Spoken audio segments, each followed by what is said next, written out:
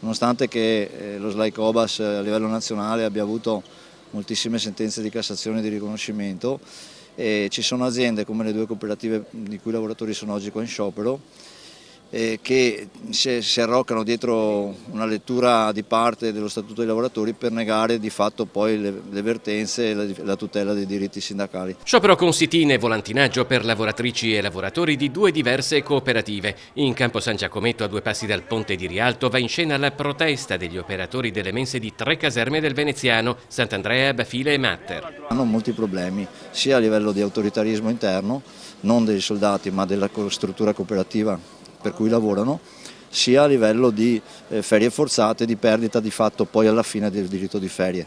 Tanto che nei giorni scorsi si è dimessa una lavoratrice proprio perché non aveva più ferie in busta paga nonostante non le avesse di fatto fatte. Accanto a loro anche la protesta dei dipendenti di una cooperativa di Noare. I lavoratori di una cooperativa che sono in vertenza in processo al Tribunale del Lavoro per differenze retributive lavorano nella logistica, è una vertenza che dura da 2 anni.